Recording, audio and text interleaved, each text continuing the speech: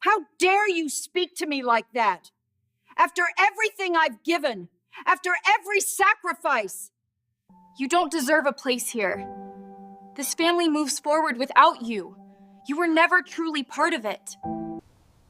This house follows my rules now. V. The words linger in the room like smoke, heavy and suffocating. No one reached for a glass of water, no one shifted in their chair. Even the ticking of the old wall clock seemed louder than the breathless silence that followed. Evelyn's hands trembled beneath the table, yet her gaze held steady, refusing to yield. Around her, whispers had turned into stares, and stares into judgment, until the truth and greed stood face to face with no curtain left to hide behind. This was only the beginning. What came next was far more shocking. Do you agree with how Evelyn stood her ground? Share below and follow for more. The chandeliers of the Manhattan ballroom glowed like soft winter moons, while servers swept past with flutes of champagne, and the air held that careful perfume of lilies and starch that always clung to expensive celebrations. Maggie Thompson stood in the lobby with her coat folded over her arm, the pale blush dress she had planned for a wedding day peeking from its garment bag, and though the city beyond the revolving doors breathed brisk late autumn air, the chill now came from inside, from words that had landed earlier with a polished edge and lodged behind her ribs. She had come only to ask, to share a moment, to be pointed to the chapel or the private room, and instead, she had learned that the vows had already been spoken the day before, in a ceremony described as intimate, selective, purely for special people, a phrase that took its chair at the table of her thoughts and would not rise. She remembered the promise she had made to herself years back, after her husband's burial at Greenwood, not to let grievance harden into habit. She had honored that promise through late rent notices she quietly paid, through couch deliveries and refrigerator restocks and envelopes slipped across tables with the same discretion as a blessing, always telling herself that the bridge to her son was still there, if she kept walking. Now, in the hush of luxury, the bridge felt like a sketch on a fogged window. Her goal, if a life could have a goal on such a day, was simple: to keep dignity in sight, to understand what had happened without grinding anyone to dust, to show herself that kindness could stand up straight even when it was not returned. The maître de volée, cheerful in his practiced way, explained that the event tonight was a corporate awards banquet. He had seen many parties, many families drift in and out, and he offered to check any list if she could supply a last name. Maggie thanked him, said she was only passing through, and turned toward a love seat near a spray of white roses where she let her breath settle. Outside, taxis nudged along the avenue, leaves skitter like gold tickets in the wind, and the busker on the corner tuned the guitar. Inside, the confidence of chandeliers continued, as if the room had made a habit of blessing anyone who rented it. Daniel crossed the lobby with a smile that looked careful, almost learned, and for a second Maggie saw him as the kindergarten boy who once clutched a paper crown to his hair and asked if King still needed to say please. Now he wore a dark suit with the earnestness of a man trying to match his life to his photographs. "Mom," he said, keeping his voice low. "You should have texted." She answered gently that she had, more than once, and that she had called as well. She had even left a message that morning, offering to bring the small gift she had set aside for a wedding day, nothing extravagant, just a gesture with a note folded inside like a quiet prayer. Jessica joined them, her perfume crisp as winter apples. She held a phone as easily as a fan, and her smile was bright in a way that asked for an audience. "We wanted to keep it small," she said, the consonants tidy. "Yesterday was perfect, just the two of us and witnesses." Maggie nodded, and to save everyone from silence, she said the truth she knew, that she had seen the pictures. A circle of glasses raised, Jessica's parents beaming, siblings framed by flowers, and she wished them joy, truly. It was only that she had hoped to stand at the edge of the frame, not to claim anything for herself, just to belong to the day the way a coat belongs to a shoulder when the wind rises. Jessica spoke again, gentle now, nearly confidential. "We only invited special people." A server passed with a tray of tiny crab cakes, and somewhere a pianist tested a chord. People at the registration desk looked over in the way strangers do, half curiosity, half courtesy. Maggie felt the words settle like a verdict, and she turned them over as if they might mean something else. If she warmed them in her palm, then she folded the garment bag more neatly, the way she always corrected small disarray, and said she understood. The ballroom doors opened, releasing a square of light and laughter. On the side table, a donation box for a children's charity stood beneath a tent card. Another piece of the evening's choreography. The city insisted on moving forward, as it always did, but movement did not cancel the weight of any one moment. She thought of the week spent choosing the blush dress and the shoes with a modest heel, of the call to her sister in Chicago to share good news, of the extra cleaning she had done at her place in Queens, because family sometimes comes back from weddings with hunger and stories. She thought of the small envelope with bills arranged in careful order, set aside as a gift within her means, and of the grocery lists that had often doubled as arithmetic for other people's lives. None of this asked for applause, only for the right to exist in the same room as her son's vows. Daniel shifted his weight, glancing toward the ballroom as if late for a scene, and said they would have a dinner soon, perhaps after the holiday, something private and meaningful, where they could all talk like adults. Maggie nodded again, grateful for any bridge, even if it was made of air, and told them she would not keep them. She wished them years of patience and health. She kissed Daniel's cheek. She reached to touch Jessica's arm, not for pardon, not for permission, only because kindness has its own muscle memory. Then she stepped out into the cold and let the revolving door carry her to the sidewalk where the carved air of late November polished her lungs. A vendor on the corner sold paper cones of roasted nuts, steam puffing like tiny blessings into the dark. The vendor called ma'am and offered a sample. Maggie took one and said thank you warmly, and though the man would have handed it over gladly for free, she pressed a tip into his hand because customs matter, because dignity steals its strength from small exact acts. Back home in Queens, her apartment greeted her with a dependable hush of books and framed photographs. The blush dress hung on the closet door, haloed by the lamplight. She set her coat on the chair where she usually placed mail, and for a minute she stood without moving, letting the quiet identify itself as quiet, not as loneliness dressed in its clothes. She made tea in the old kettle that always sang a second longer than needed. While it heated, she opened her phone and scrolled through the posts she had already seen, the filtered glow of rooms, the captions snug with joy. She took no inventory of gifts, offered no report of expenses, spoke no complaint to the air, because complaint had never yet built a bridge. What she did instead was remember the boy who once fell asleep in the back seat after baseball practice with dirt on his cheek like war paint, and how she had carried him upstairs and thought her arms were the strongest place in the world. She remembered also the half year when money had been tight and she had worked an extra shift at the library, and how a stranger, noticing the way she stacked books with care, had said that order was a kindness too.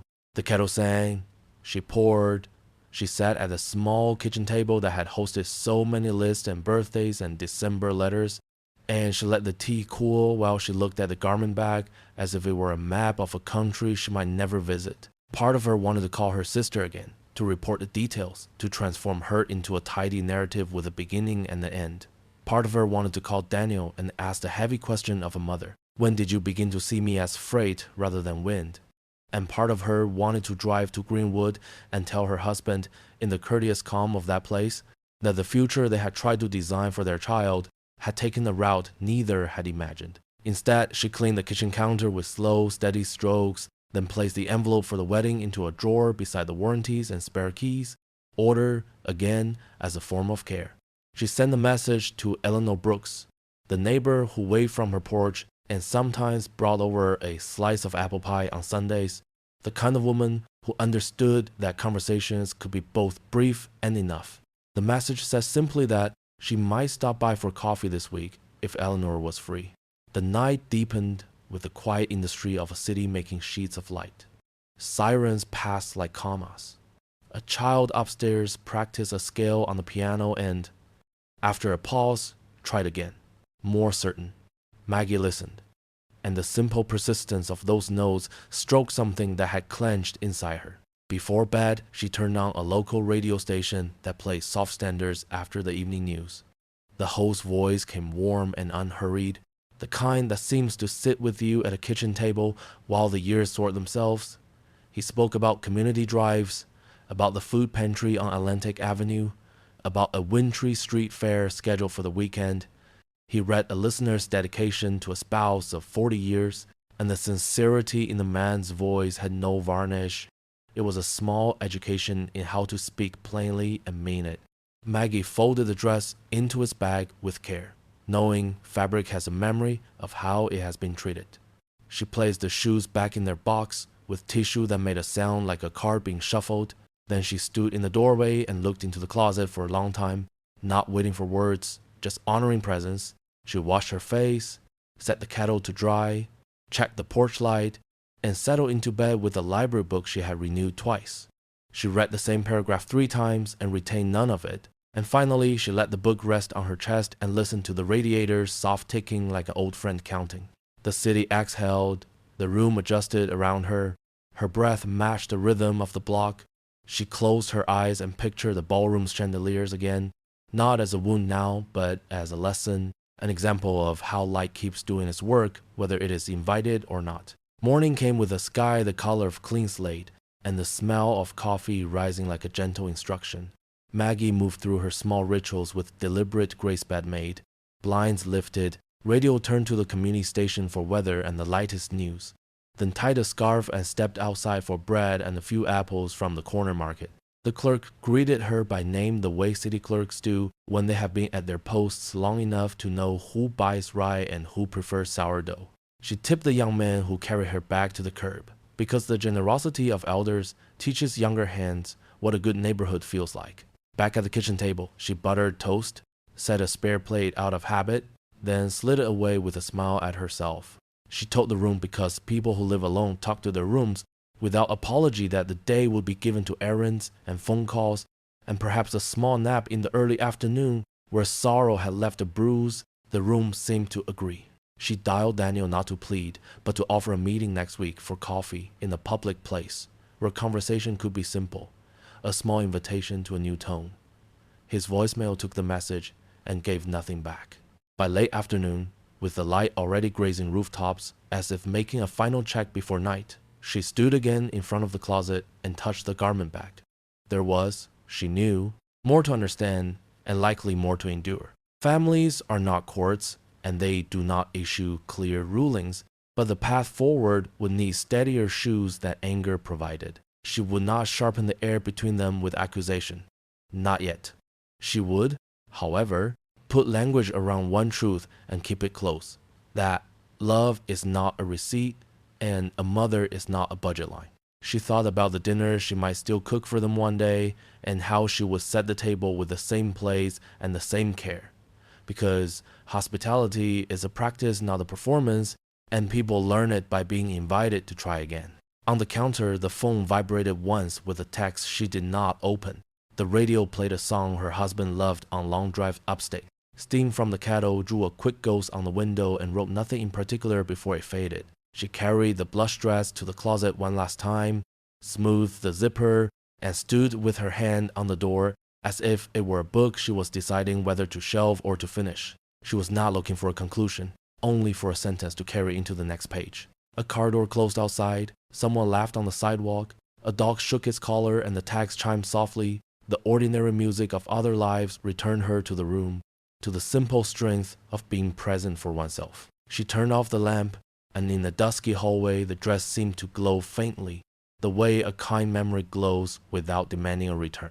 She whispered a good night to no one in particular and stepped back, steady now, because steadiness was the first gift she could give herself. If I am not a special person, then what am I in this family? Morning broke clean and pale over Queens, and Maggie moved through her kitchen like someone relearning how to breathe inside her own life. The dress she had chosen for a ceremony that never needed her waited in its garment bag on the closet door, but she did not look its way. She buttered toast, poured coffee into the mug with a blue rim, and let the radio host's calm voice fill the room with small civic notices and old songs. Last night's sentence still floated through the quiet. the sentence that had cut the air in the Manhattan lobby and left it colder than the wind outside. She had been told that the wedding was for special people. The phrase sat in the mind with the composure of a plaque screwed into a wall. Today she intended to unscrew it and put it away. Her plan was modest and radical at once.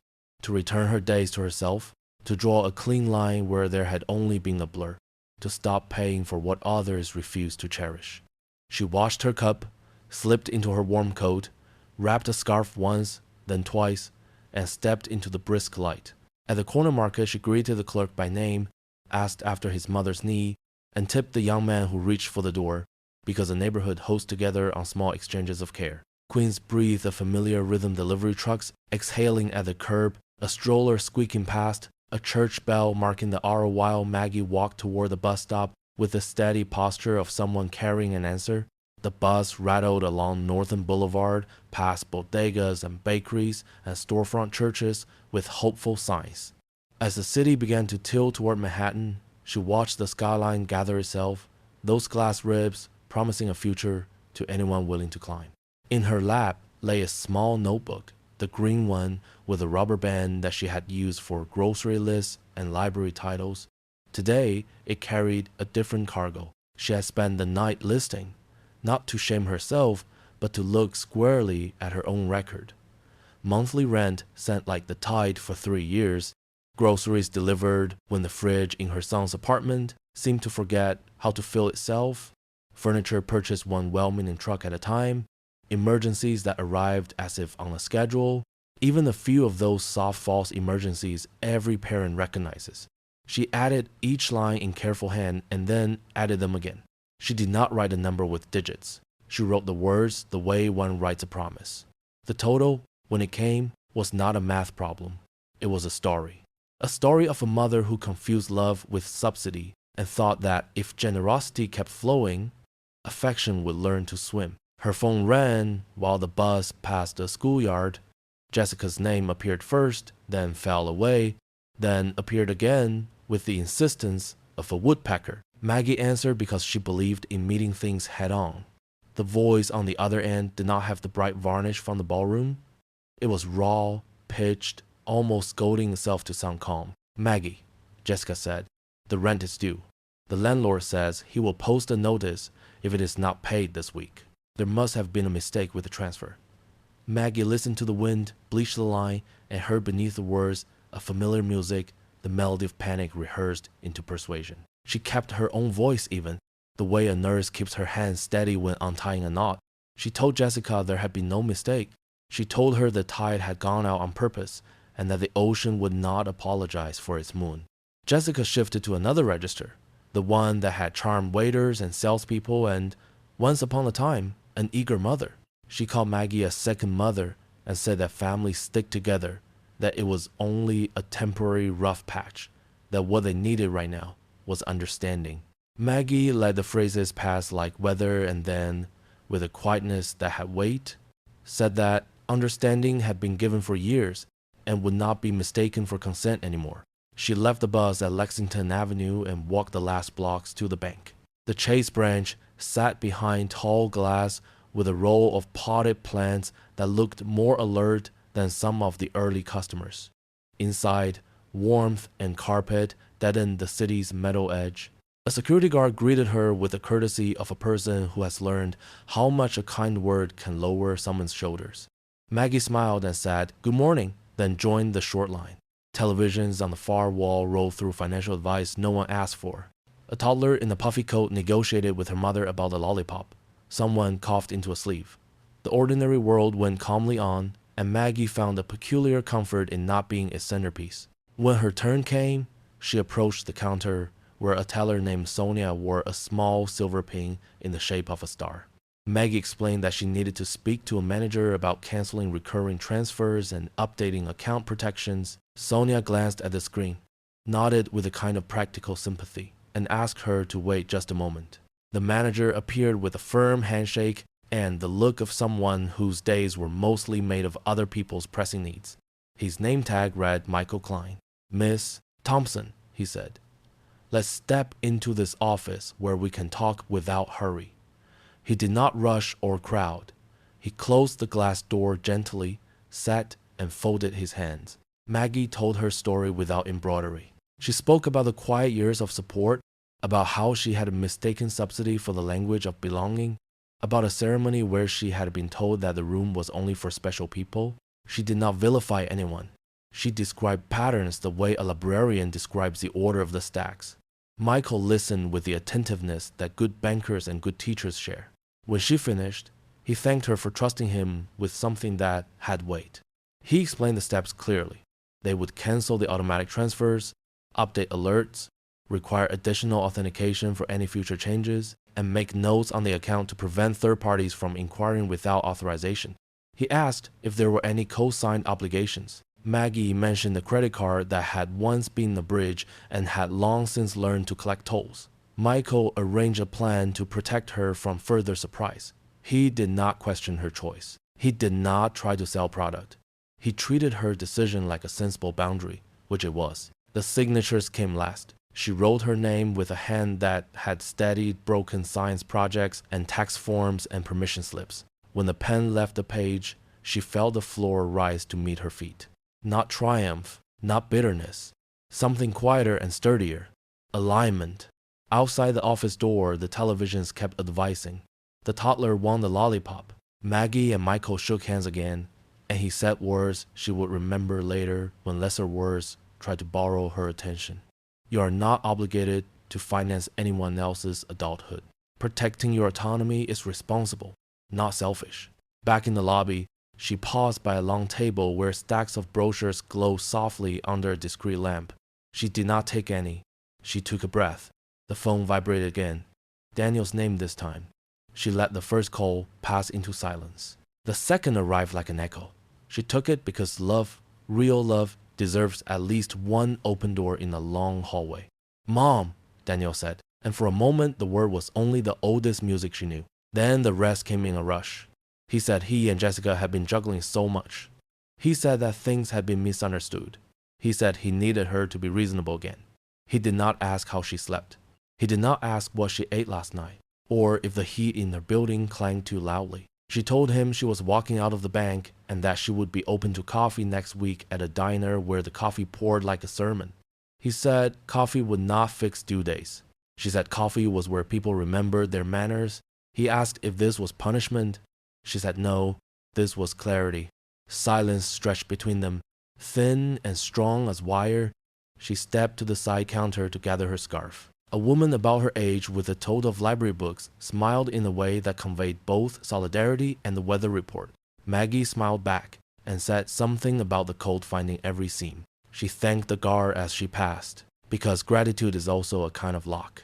Outside, the wind had a clean edge, and the city's clatter sounded less like demand than like proof of life. Her mind walked back through rooms where she had quietly paid, back through phone calls where she had said yes because saying no felt like closing the door on the child she had once carried. She pictured those old decisions as stones in a pocket and felt herself, for the first time in years, setting the pocket down. On the sidewalk, a man sold paper cups of coffee from a silver card and wished each customer a blessed day. Maggie handed over a few bills, accepted the cup, and tucked the tip into the jar with a nod that said she saw him as more than a machine for warmth. The coffee steamed up into her face, reminding her of long ago mornings when her husband rose before dawn to beat traffic, and she packed a sandwich in wax paper out of habit and love.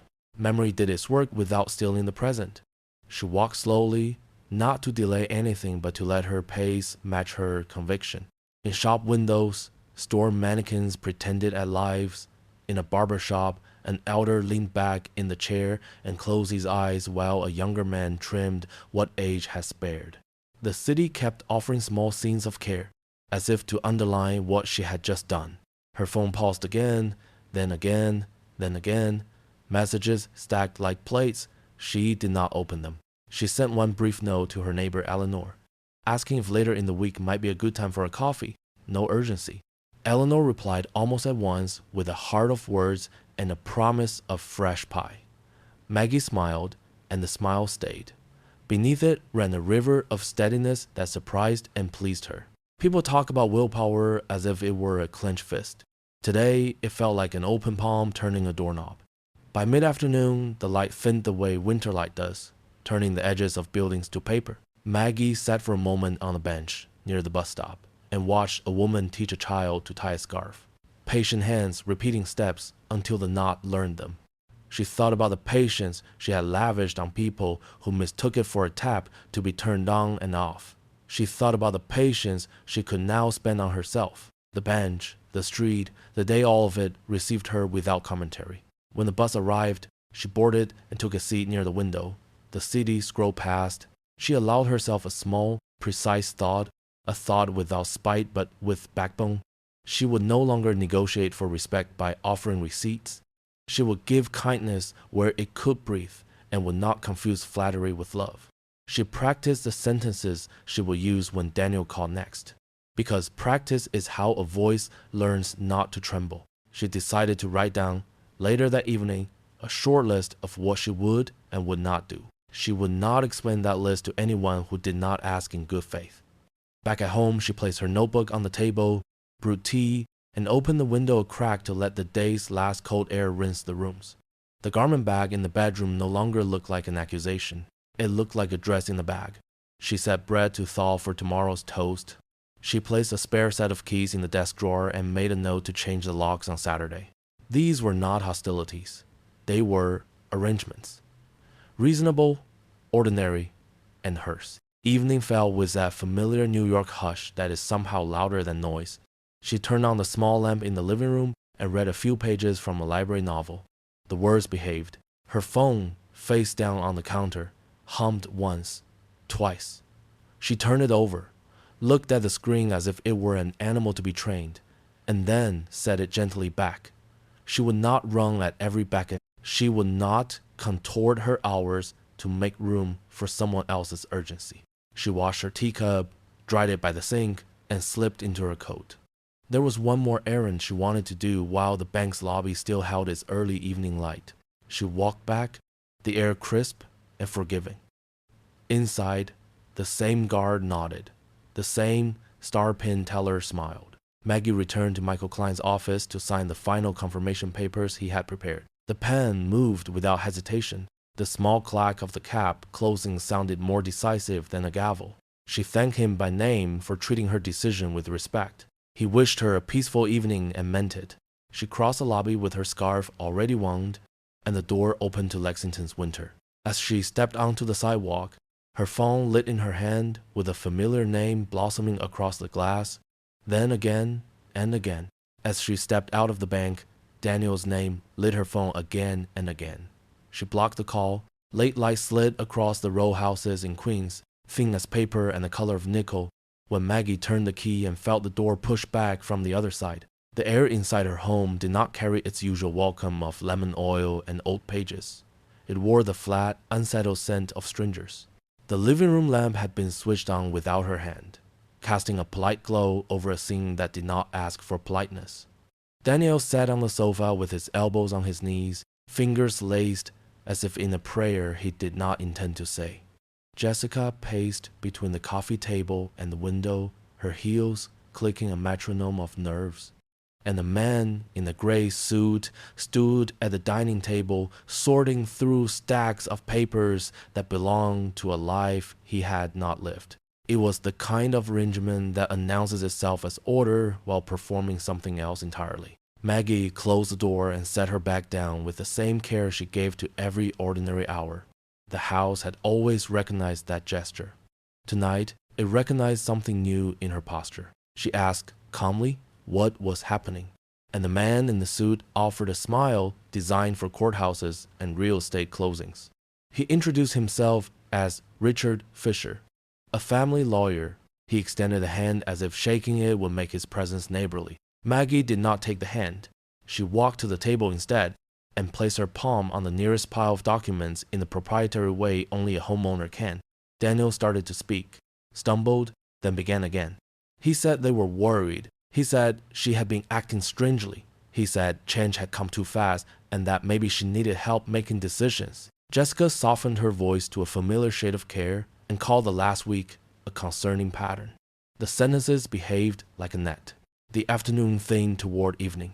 A delivery truck down the block huffed. Somewhere a dog barked twice, then trusted silence again.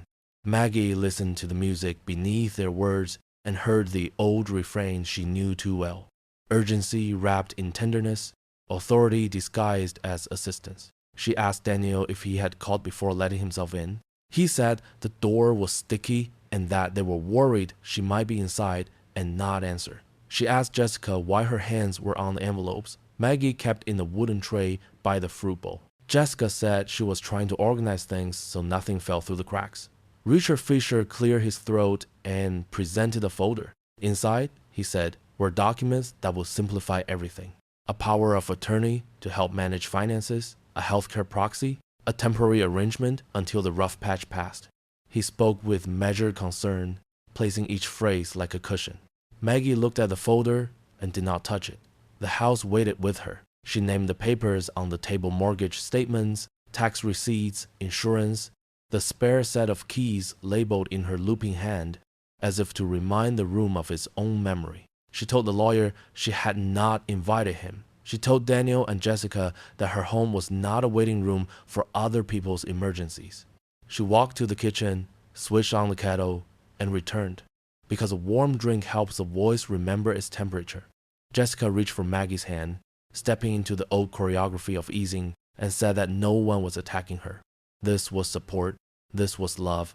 This was what families did in difficult seasons. Maggie held Jessica's gaze with the steadiness of someone who has rearranged many shelves and knows exactly where the truth belongs. Fisher opened the folder, slid the top document halfway toward her, and tapped the signature line with a pen.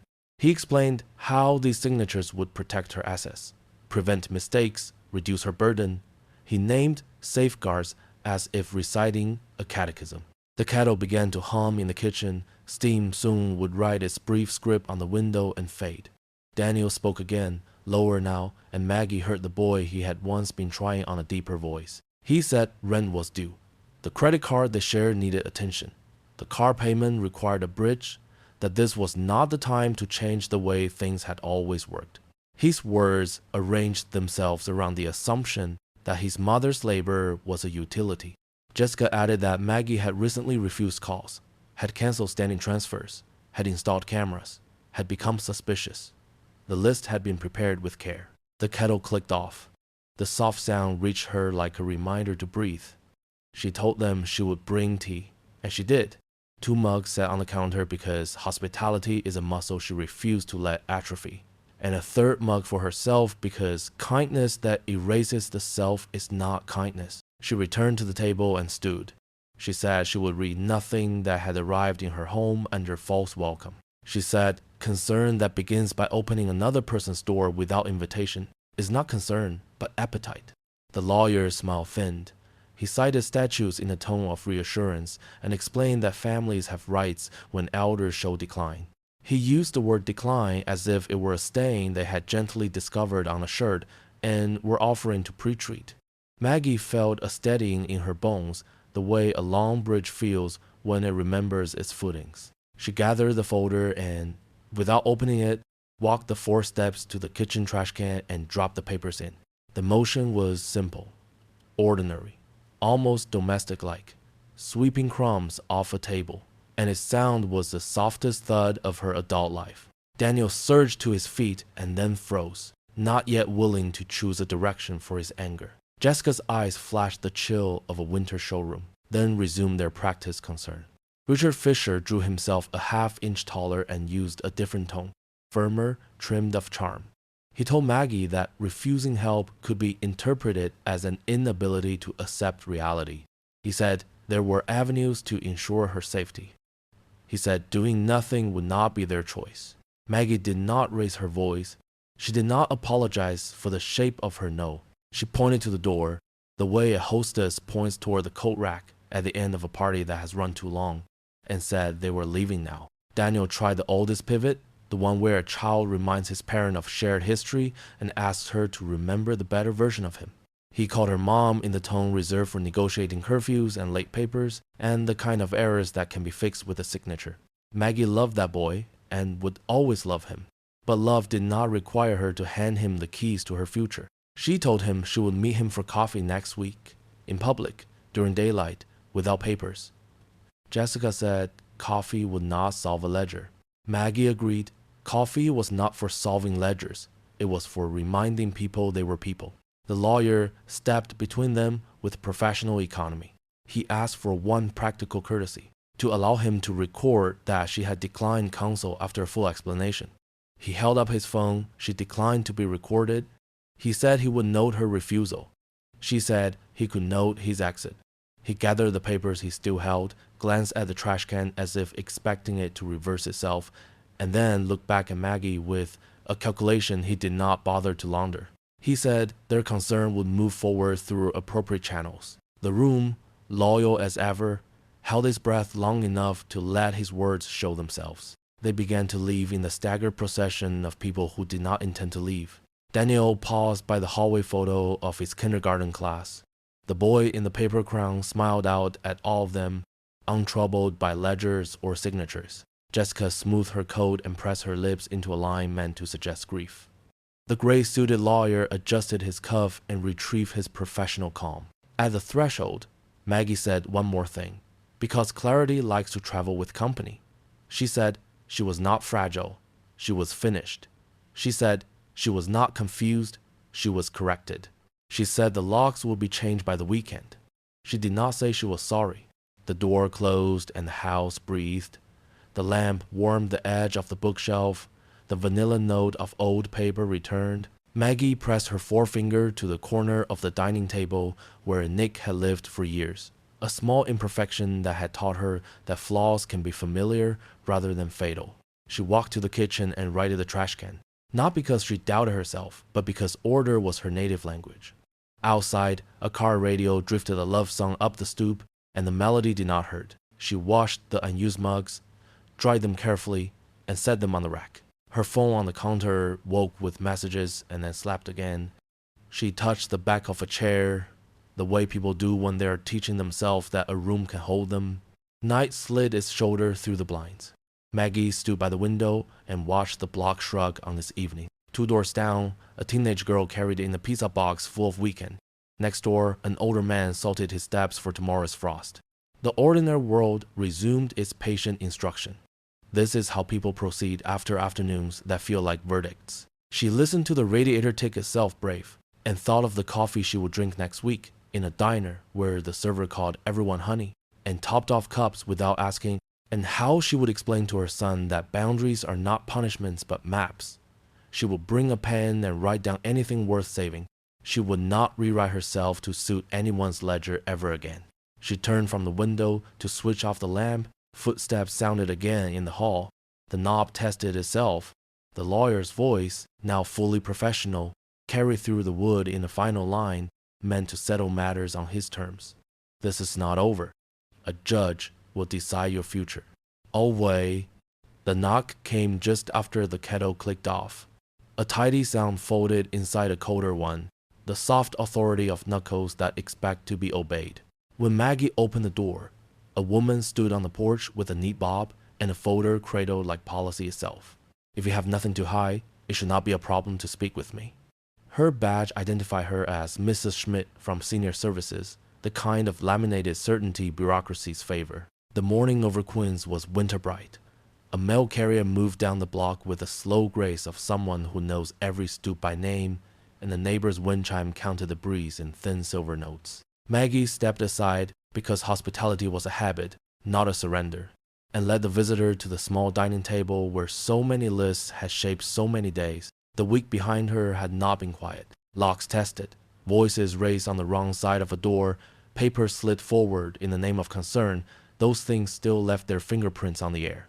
Today's goal was simpler than any of that, to let the truth stand on both feet, to insist on dignity without lighting a match, to give the system a chance to be fair before asking a judge to remind it. Maggie poured coffee from the blue-rimmed mug into 2 plain cups, adding cream and sugar only when asked, as if the old practice of noticing might soothe the room put slightly off-key.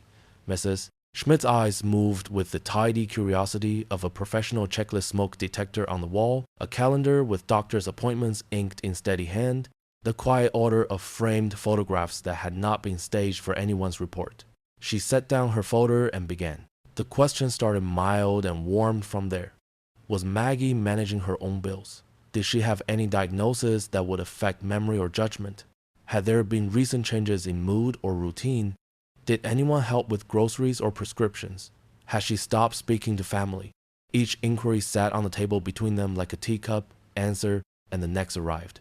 Maggie kept her voice in that gentle radio register she trusted low, even made for rooms that need calm more than argument. She explained that she handled her accounts and filed her taxes and read her bank statements line by line the way librarians read spines. She described her morning walks to the corner market, the polite warmth she offered the clerk, the small tips that stitched a neighborhood together.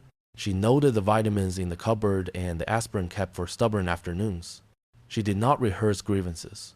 She traced facts. When Mrs. Schmidt moved from questions to statements, Maggie heard the script she had expected.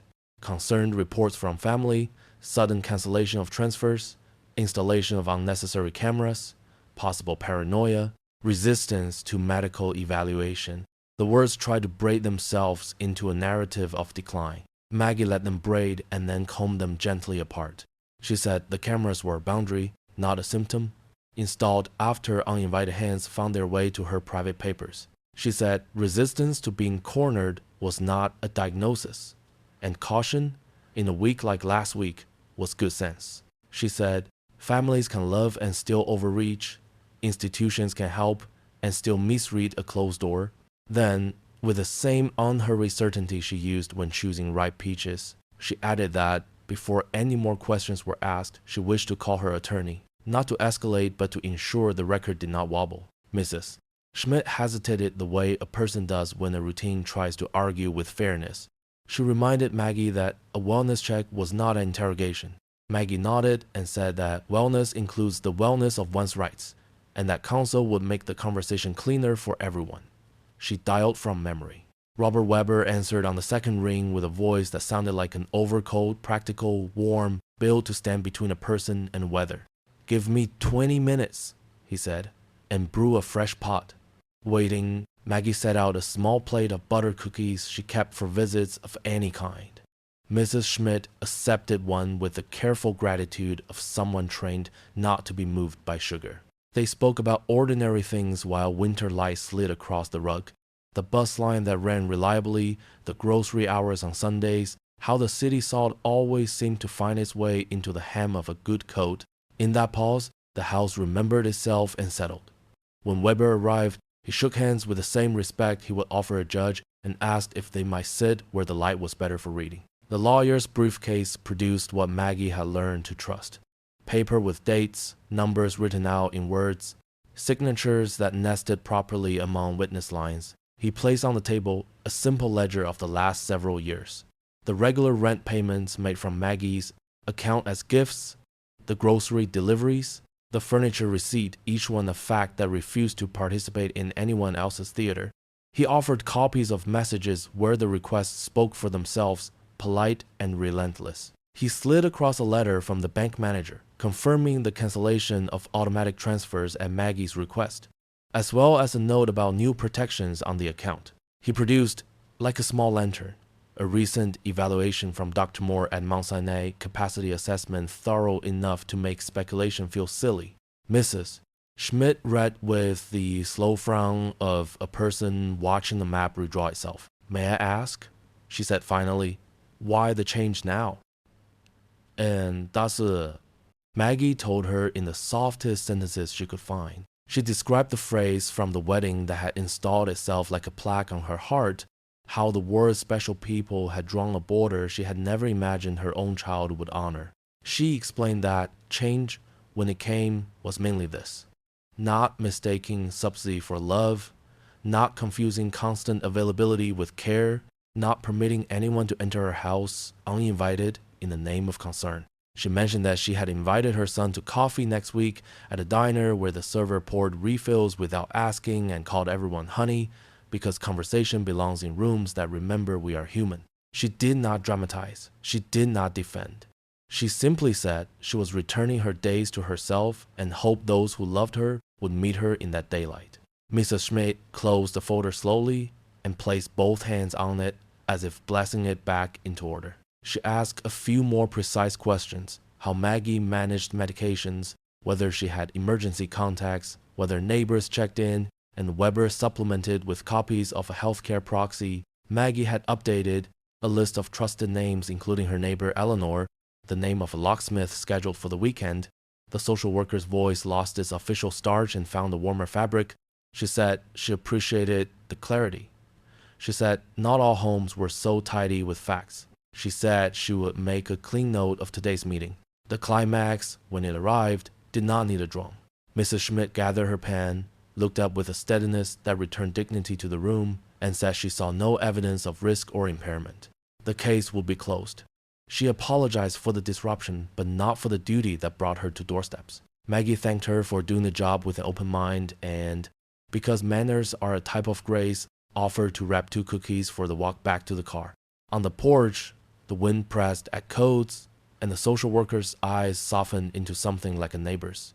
She wished Maggie a peaceful afternoon and a good cup of tea. Then she stepped down into the neighborhood's winter rhythm and was gone.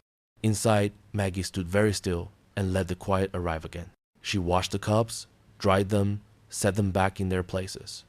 She called the locksmith to confirm Saturday, then the security company to reconfirm the appointment for a camera over the side entrance. Not paranoia. Practice. Queens had taught her from the beginning that good fences and good manners could live in the same house. Her phone vibrated on the counter. An unfamiliar number meant very little now. She opened the window a finger's width to let the sharp air rinse the room. The wind carried the peppermint smell of the bakery on the next block and the low thrum of a bus idling at the corner. She thought of Eleanor and considered taking a slice of cake down the street later as a thank you for last week's listening. She thought of the diner and next week's coffee and the sentences she would practice and keep simple. Weber lingered at the table, reshuffling papers into their sleeves with the care of a person who knows how easily a life can be misfiled. He did not rush to the door. He looked around at the rooms that had just been defended by very small, very steady acts, and he let the satisfaction show without triumph. "You did well," he said. "You kept the temperature down and the facts up." Maggie smiled the way relief sometimes, smiles quiet, a little tired, aware that rest is not yet the whole prescription. She asked him whether this would end the matter. He looked at the folder, then at the door, then at her. He put on his coat. He tucked his scarf in. The winter light had shifted to that late afternoon angle that flatters even ordinary tables. He spoke in the voice he used when a client needed truth more than comfort. "They won't stop here. They were preparing for court." Snow had not yet begun, but the courthouse carried winter in its bones. The stone steps on Central Street were swept clean and cold, and the revolving doors sighed as if each person pressing through brought a weather front of their own. Inside, Maggie followed Robert Weber past the security line, past a bulletin board with flyers about guardianship and tenant rights and free mediation, past a vending machine humming softly like a sleeping animal. The family court's hallways were lit to a steady honesty. The benches along the walls held people rehearsing sentences under their breath, as people always do before rooms that turn talk into rulings. They arrived outside the narrow courtroom, whose plaque held a name she would not soon forget: Judge Miller. It felt like a person and a verdict at once. They sat at a small table nearest the aisle. Weber's briefcase opened and produced what steadies decent people in difficult rooms: paper that did not lie, letters that named dates in full words, copies of statements, a capacity assessment set in clean type and witnessed with care. He went over their plan once more, in a voice that reminded Maggie of an overcoat, practical and warm. Today's purpose was simple in shape and immense in weight: to keep Maggie's life where it belonged, in her own hands. She flexed her fingers quietly as if testing the hinge of a door. Across the aisle, Daniel arrived in a suit that fit like a decision only half made. Jessica followed in dark fabric, her grieving colors chosen with an eye for photographs. Their lawyer, Mr. Fisher, carried the brisk confidence of men who have practiced calling worry a public service. At 9 in the morning, the clerk called the case. When the judge entered, everyone stood and then sat with the rustle of a theater that has no appetite for applause. Mr. Fisher rose first. His voice came measured, respectful, and designed to pour itself exactly where sympathy gathers. He spoke of an elderly mother declining in judgment, of sudden changes in financial behavior without explanation, of paranoia blooming as cameras on porches and new locks on doors, of a family cut off without cause. He used the phrase mental decline as if it were a gentle diagnosis the whole room could hold without breaking. His sentences stacked neatly like a wall that claimed to be a fence. He called the first witness, and it was, of course, Jessica. She took the stand with the poise of someone who knows how to water a story without drowning it. She described Maggie as once generous and stable, then suddenly volatile and suspicious. She spoke about unanswered calls, about the door closed with locks changed, about kindness refused. Her voice fluttered at the right places, landed softly on the word mother, and let silence do some of the work. When Weber stood to cross-examine, he let quiet gather first, not to intimidate, but to allow the room to remember why it had doors and oaths. He asked when, precisely, Jessica had last called Maggie without asking for money. She said they always talked about everything. He asked for a date. She could not recall one. He asked if the wedding had taken place without inviting Maggie. She said it was intimate. He asked whether she had said the words, "only special people." She said those words had been taken out of context. He asked what context improved them. She did not find one the room could believe. Daniel came next. He swore, and the oath sat badly on him. Not because he was a liar by nature, but because truth demanded he tell a story he did not want to hear. He said his mother had been generous, yes, but lately irrational. He said others had influenced her. He said he worried. On cross, Weber's questions were not cruel. They were tidy. He asked Daniel if he knew the total of what his mother had paid on his behalf over the last few years. Daniel did not. Weber named the gifts in words, month by month, rent and groceries and emergencies that had become seasonal, and then he let the room do its own arithmetic. He asked how many times Daniel had visited without asking for help. Daniel could not answer. He asked if Daniel had entered his mother's home without permission with a lawyer to press papers on her. Daniel said they were concerned. Concern, Weber suggested gently, does not start by opening another person's door.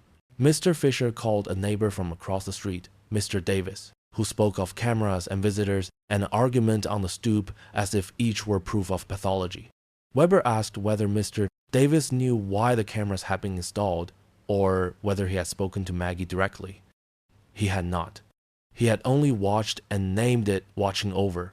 A pharmacist, Mr. Green, testified with nervous hands about irregular purchases of medication. Then Cross explained that he had been misled by a request framed as care. The truth was vitamins and occasional aspirin, nothing more. The room shifted slightly on its bench. Narratives that feel tidy at a distance tend to fray when asked to hold weight. Weber presented his case with the unshowy grace of a man who trusts his materials. He called Dr. Moore from Mount Sinai, whose capacity evaluation was so thorough that speculation seemed silly in its shadow.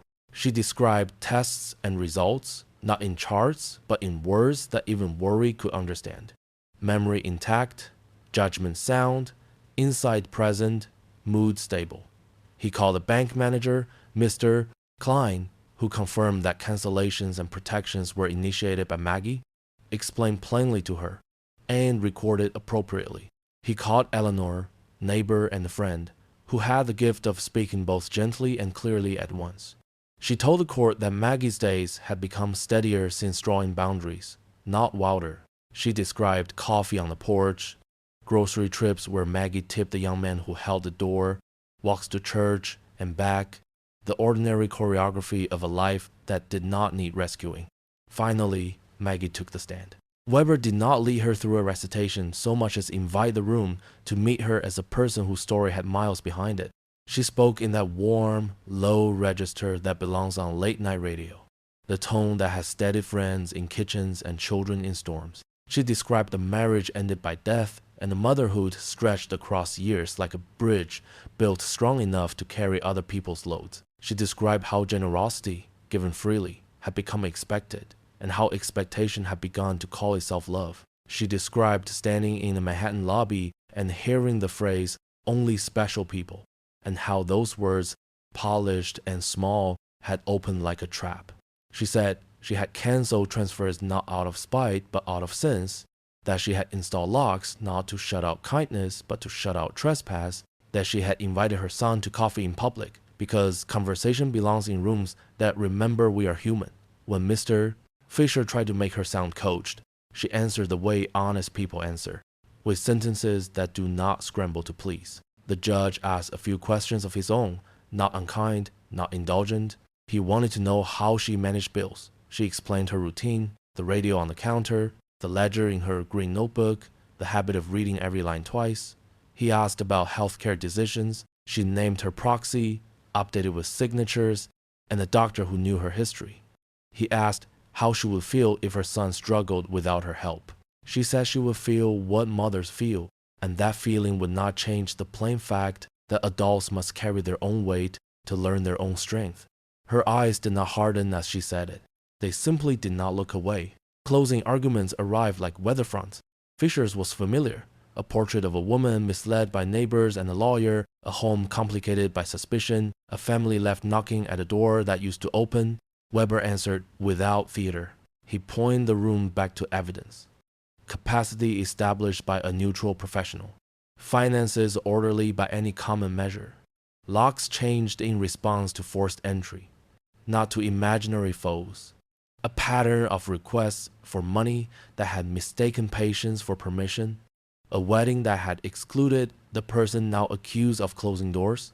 He asked the court to protect not just Maggie's assets, but the concept that a life belongs to its owner. The judge left to think. The room accepted the waiting. The clock's hands moved the way winter hands do, slower than they look. Maggie sat very still and watched dust turn to gold in a shaft of light that snuck past the blind. Beside her, Weber did what good lawyers do when the work is done. Nothing grand, just quiet confidence placed like a coat over a client's shoulders. Across the aisle, Jessica traced a fingertip along the handle of her purse, and Daniel stared at a spot on the carpet as if he could argue it into speaking. When Judge Miller returned, he carried nothing in his hands but carried decision in his face. He spoke without hurry. After reviewing all testimony and documents, he said, "The court found no credible evidence of incapacity. Professional evaluation supported competence. Financial records showed order. Protective steps taken by the respondent were reasonable in light of uninvited entry and pressure." He said the court was troubled by the extent to which financial dependence had been recast as concern. He said guardianship was an extraordinary remedy meant for genuine cases of risk and not for families frustrated by boundaries. He denied the petition in full. He ordered that any further efforts to interfere with Maggie's autonomy would be viewed with skepticism. A breath traveled the room as if the walls themselves had lungs. Maggie felt the floor meet her feet with the quietest kind of gratitude. She did not celebrate. She did not look for anyone to read the moment back to her in larger type. She looked down at her hands and thought about coffee at the diner next week and a conversation conducted in daylight with everyone wearing their names correctly. People stood. Papers were gathered. Winter tapped on the windows like a polite guest. In the hallway, Weber squeezed her shoulder and told her that sometimes the law remembers its job exactly. She thanked him in a voice that wanted to be more than thanks and could not yet find the word. They walked toward the elevators, where families began again the daily work of deciding who they wanted to be. Footsteps quickened behind them. Jessica's heels. She drew up short enough that perfume arrived a second later than rage. She looked at Maggie, not as a person, but as a verdict she refused to accept, and said the line that rooms like this tempt people to say when the story refuses to bend. This isn't over. Spring arrived the way New York often does it, with shy sunlight on stoops and a breeze that smelled faintly of wet stone and coffee. In the weeks since the ruling, Maggie had learned to move through her mornings as if the city were an orchestra tuning to the key she carried. She rose with a soft scrape of light at the blinds, put on the radio for weather and a song that knew how to keep company, and brewed coffee in the blue-rimmed mug that had learned her hand. On the kitchen table, a slim folder lay closed.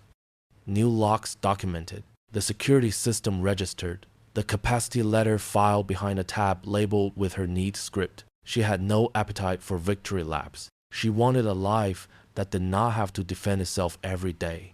The plan for today was simple and, in its way, extravagant.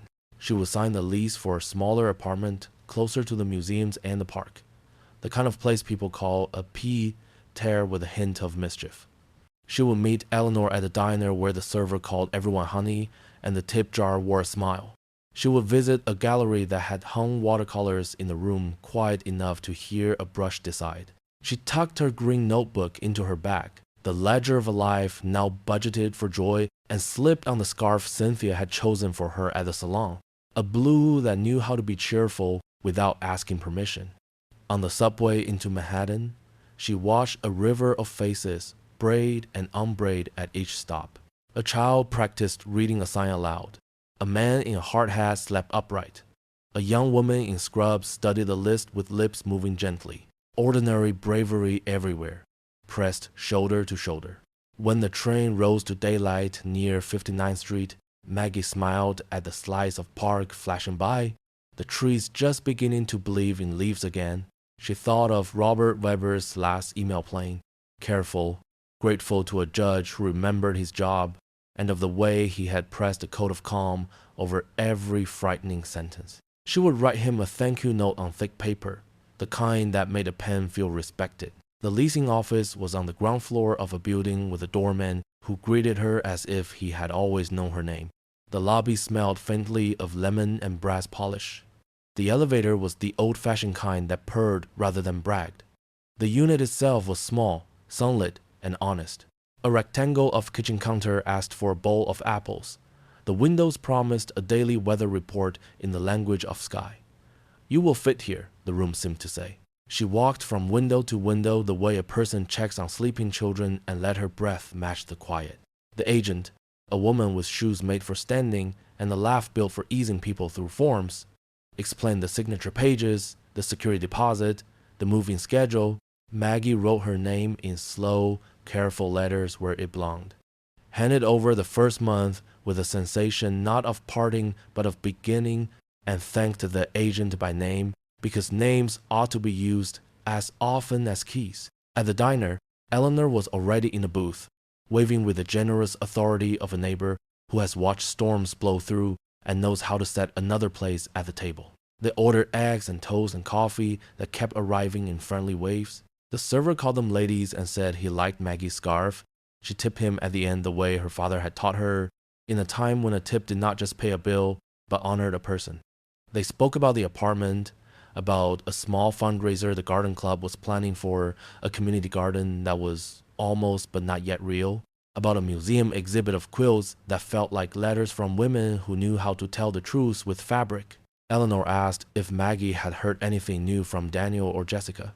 The answer was no, and it came with both relief and an ache that did not apologize for itself. If he calls, Eleanor said gently, you can let the phone ring once, to tell your heart you heard it, and then you can decide.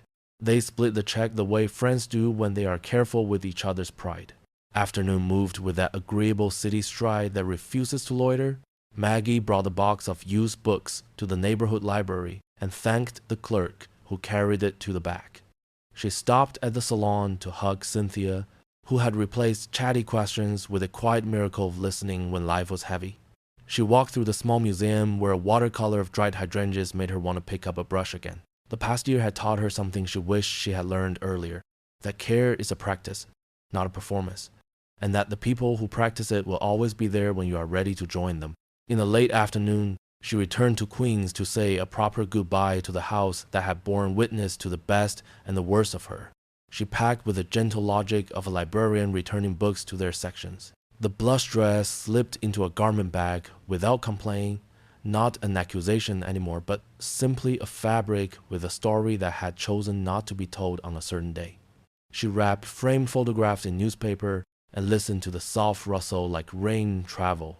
Under the bed, she found a box of her old watercolors and held the tin of paints as if it were a friend who had been waiting patiently at a station while another train ran wild. She set aside a few things for the church thrift store and placed a small envelope in a drawer with a note for the next owner about which window stick in summer and which neighbors to ask for jumper cables. The house received her care without comment, the way a good friend does when the goodbye is not the end but a change of address. Night arrived with that velvet confidence New York wears so well. She brewed chamomile tea and sat at the small table with the green notebook open. On one page, she wrote a list of the organizations she would support now that her money could do what it was meant to do. A legal aid group that defended elders from financial abuse, a food pantry where she had once ladled soup on holidays, a senior center that offered computer classes and tai chi and a steady dignity. On another page, she sketched a simple budget for travel nothing, flamboyant, just honest treats, a long weekend by the Hudson, a slow train to Boston for the library, a week in a small town where the morning smelled like bread. She also wrote a short list of rules for herself, not iron laws, but guardrails. She would answer calls that came in kindness and let the others meet silence. She would give gifts that did not become obligations. She would keep her keys in her own pocket. A knock sounded at the door just before she turned in. She looked at the monitor before moving and saw a familiar coat and a woman who had run out of performances. Jessica stood on the stoop with the posture of someone who had not slept well. Maggie opened the door into its chain. The porch light gave them each enough face to be human. Jessica spoke first, a whisper that pretended not to be one. She asked for a minute, nothing more. Maggie weighed safety and mercy in the scale she now trusted and stepped onto the porch, closing the door softly behind her. The conversation that followed was not a scene for any courtroom. It had the halting grace of two people trying to find the ground under their shoes again. Jessica said she had done things she could not defend and had said words that had sounded right in her head and wrong the second they left her mouth. She spoke about the fear that had dressed itself as entitlement and the way a life spent leaning on others makes the muscles of decency slack. She did not ask for money. She asked if Maggie would accept an apology without a promise attached. Maggie listened the way she wished someone had taught her to listen at 20. Not to reply, but to understand. She said that forgiveness was a room with many chairs, and she had set one aside for anyone who wanted to sit down and tell the truth. She said that reconciliation, if it ever came, would be a long road, with no shortcuts and many rest stops. She did not invite Jessica in. She did not send her away without water. She handed her a bottle and said she could call Eleanor if she needed a ride. When Jessica asked if Daniel might ever be ready to talk, Maggie said he could call when he was ready to speak as a son and not as a claimant. They parted with a quiet that did not pretend to be peace and did not insist on war. On moving day the following week, the block performed its small ballet of kindnesses. The teenager next door carried boxes to the curb in exchange for a plate of brownies. The mail carrier waved from the corner and wished her good luck. The locksmith stopped by simply to say the new deadbolt had settled nicely. Maggie stood in the empty living room one last time and let 1,000 Tuesdays rise and pass. The sound of a key at dusk. The news hummed soft while soup simmered. A birthday candle met by a breath that asked for little and meant it. She touched the door frame and thanked the house out loud. Then she locked the door and set the keys on the counter for the realtor, turned off the porch light, and stepped into a morning that smelled like a page about to be written on. The new apartment taught her its rhythms within days. The radiators hissed like friends telling secrets. The hallway carried the agreeable chorus of footsteps returning at the end of work. She learned the best hour to visit the park for quiet benches. The bakery that kept the crust blonde unless you told them otherwise. The bodega cat that patrolled with more ceremony than threat. She painted for an hour each afternoon by a window that took its time about sunset. She joined a volunteer shift at the legal clinic where she brewed coffee and made copies, and occasionally told her story in the smallest necessary piece to a woman whose hands shook around a pen. When the donations desk at the senior center asked if she would speak at an event, she said she would rather set tables and did, and her pleasure in aligning cutlery was a kind of prayer. Now and then, a postcard would arrive from Diana in Chicago with a sketch of a lake in winter and a line that read, "Still cheering for you." Once a text appeared from a number she did not recognize that said simply, "I am sorry," without a name.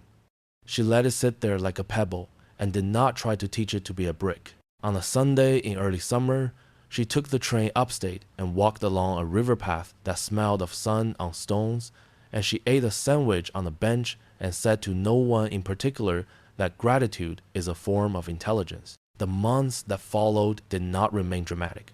That was the point. Her life returned to the sound of a page turning.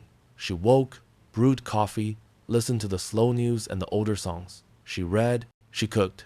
She called Eleanor and sometimes left a pie on her porch. She wrote checks to people who could do measurable good with money and never asked for a plaque. She sent a small, steady sum each month to the clinic that had taught her how many families learn the wrong lessons about love. She did not check Daniel's social media or ask a cousin to report. She kept the chair open for a conversation that may or may not take a seat.